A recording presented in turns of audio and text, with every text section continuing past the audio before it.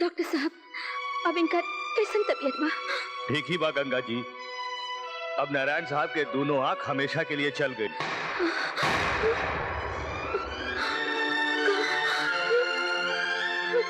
अब शायद वो देख पावस। डॉक्टर साहब, क्या बाबूजी अब कभी नहीं देख पाएंगे? अब दोनों चमत्कार जाए, कहीं ना सकी ना। अच्छा, अब ये बताइए, वो कब होश में आई?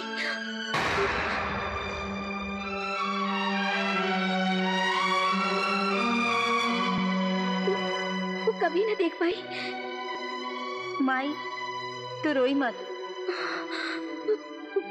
सब ठीक हो जाई माई। ऊपर वाले पे भरोसा रखिए।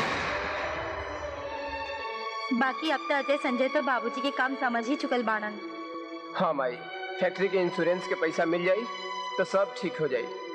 हाँ माई, बाबूजी वैसे भी अब रिटायर हो गए बन। तू चुप करा, हमरा के विश्वास नहीं की कि तू उनका काम धंधा संभाल लेबा।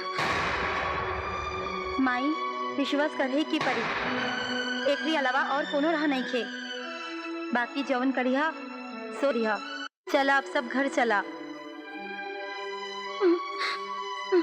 चलो अच्छा भइल, बाबूजी आनर हो गए।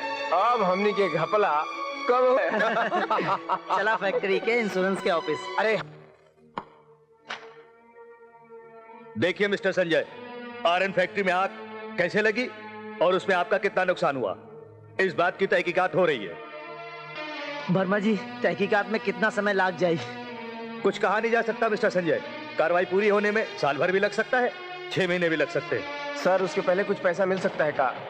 सॉरी मिस्टर अजय, जब तक कागजी कार्रवाई पूरी नहीं हो सकती हम आपकी कोई मदद नहीं कर सकते। सॉरी। चला भैया।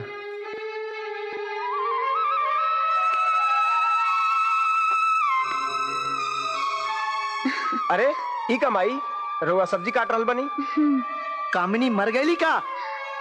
ऐसा न कहल जाला, दोनों अंदर काम कर रहल बानी और काम काज कैला से हमरा देह फरफर रहला। अब का बताई माई, जब से फैक्ट्री में आग लगल सब बेकार हो गए। अगर जो हम एगो नया फैक्ट्री में बात करके आयल बनी, बाकी ऊ का हमाई 4-5 लाख रुपया मांग रहा बा। इतना पैसा आई कहाँ से?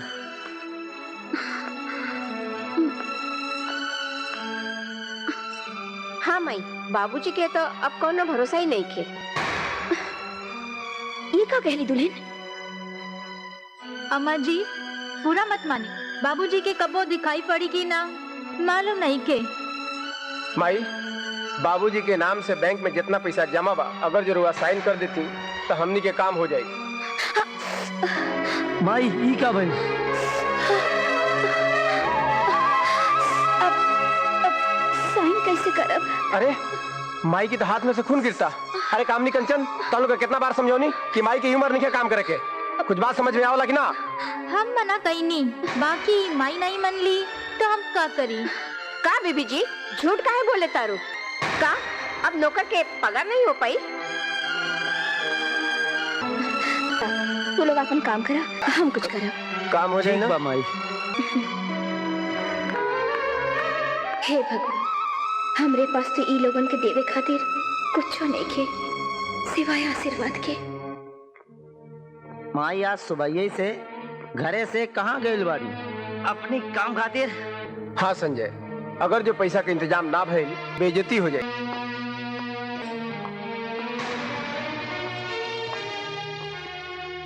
आई माई जी, राउरी उम्र बहुत लंबी बा, अभी हमनी के राउरी बात करत रानी। हमरा के मालूम दिया, बाकी अजय संजय, हम अपन बुढ़ौते के सहारा भी तो लोगन खातिर गिरवी रख देनी। देखा बेटा, माई, बाबूजी जब से ये लोगन के हाथ में फैक्ट्री दिले, तब से मुसीबत ही मुसीबत आ रहल बा। आप पर आखिरी लोगन। अरे चुप कर।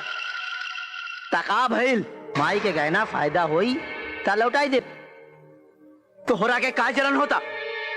बैठे बैठे खाए के, काम के नकाश के, और दुश्मन है ना। अरे मामा आवा आवा बैठे। आ गए जॉन कहले रहनी तौन कहला कि ना। बोला बोला अरे बिल्कुल वैसे नहीं भाईल जैसन बतियौले रहला। यहो ठीक बा। वो सब तो ठीक बा, बाकी होशियारी से काम करिया, दीवाल के भी कान होला। यहो ठीक बा। तालो के चिंता कैला के कोनो जरूरत नहीं है। हमनी के दोनों भाई यानी साड़ू भाई ऐसन काम करब कि लोग साड़ू के रिश्ता पर नाच करी नाच। ये दोनों ठीक हो।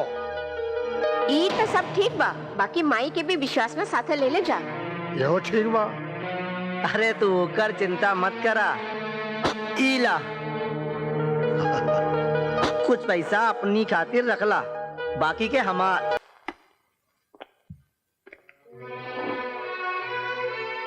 देखिए अजय एंड संजय, आप लोगन के फैक्ट्री लगावे के 10-20 लाख रुपया तो हम दे सकी ना, लेकिन गिरवी रखे के लिए आपके पास का बा? प्रभात भूषण जी, गिरवी रखे खातिर हमार घर गंगा भवन चलेगा? और आप का जाने नहीं, गंगा भवन पूरे पटना में मशहूर है, और ये गंगा भवन हमरी माई के नाम बा। ठीक बा, आप गंगा भवन के पेपर अपनी माता पिता की साइन के साथ ले आई, आपके 25 लाख मिल जाई। प्रभात भूषण जी ठीक बा, हम गंगा भवन के पेपर लेके आई ता 25 लाख रुपया मिलता जाई ना। ठीक बा, मिल जाई। ठीक है प्रभात जी, हम जात बानी। नमस्ते। माई राउर दिहल पैसा से फैक्ट्री तो शुरू हो गई। माई बहारा गांव से आर्डर आइल बा, बाकी एगो बोर समस्या बा। समस्या? अब काहे की समस्या? देखा बेटा, हमरा लगे एको पैसा ना बा तू लोगन खातिर। का समझन का बात करत हो? अरे मरल हाथी भी 1.25 लाख के होवेला। माई हमने के भी इनके समझाई नहीं, बाकी समझ में ना आई। माई अगर 25 लाख के इंतजाम ना भइल तो हमनी के करोड़ों के घाटा लग जाई। अराउंड 25 लाख? इतना पैसा कहाँ से आई बेटा, कहाँ से आई? माई हमनी के पैसा का इंतजाम कर ही के पड़ी। बाकी माई गंगा भवन गिरवी रखे के पड़ी। गंगा भवन गिरवी रखनी हाँ। पड़ी?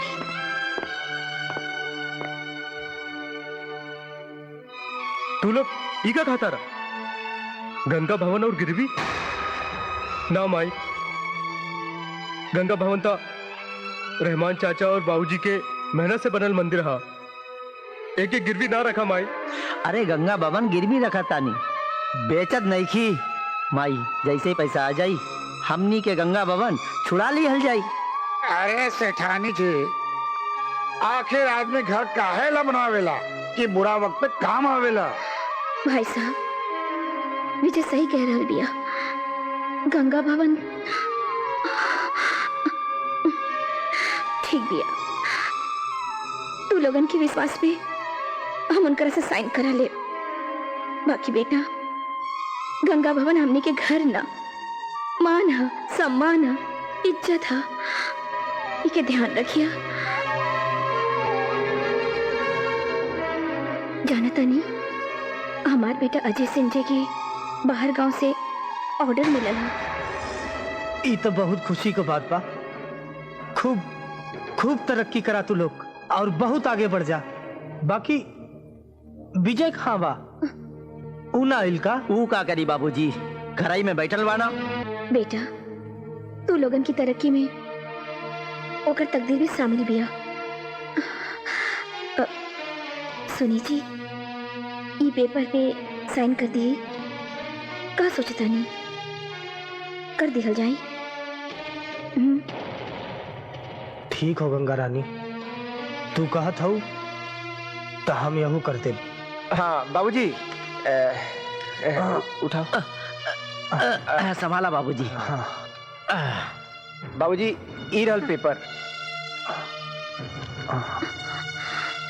बाबूजी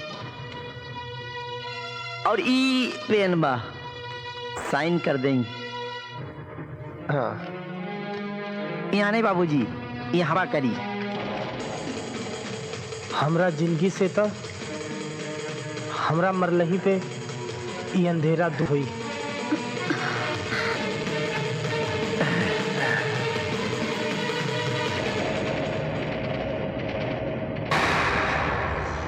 ई रहल पेपर सर।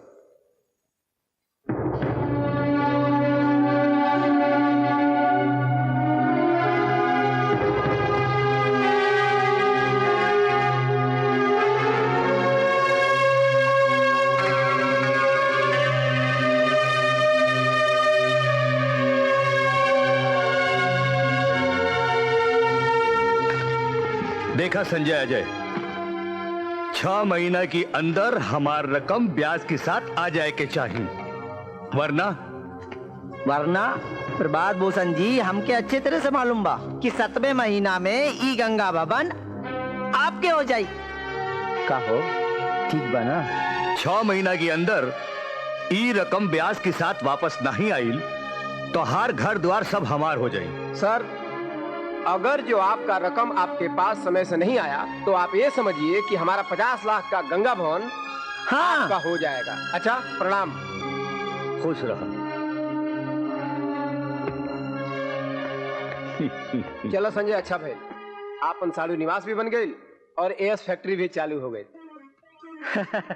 हाँ अजय भैया, हमनी की 10 अंगुरी घी में और सर कढ़ाई में हो ठीक बा। अरे पर ये सब भइल कैसे? अरे हमने के बदौलत। हाँ हाँ, नहीं तो हमनी लोग गंगा भवन के ठंडन गोपाल बन के रह जाती। भी ठीक बा। अच्छा बाबा, हमनी के ता कुछ कहीं नहीं जाना ही, सारा श्रेय तू और तुहार मामा के। अच्छा भाई, सब ठीक बा। तो हम लोगन गंगा भवन जा ना तो माई के हमनी के ऊपर शक हो जाये। हम और संजय जाते फैक्ट्री, ठीक बा? चला अजय भैया, तू लोग गंगा भवन जा। हाँ, चला।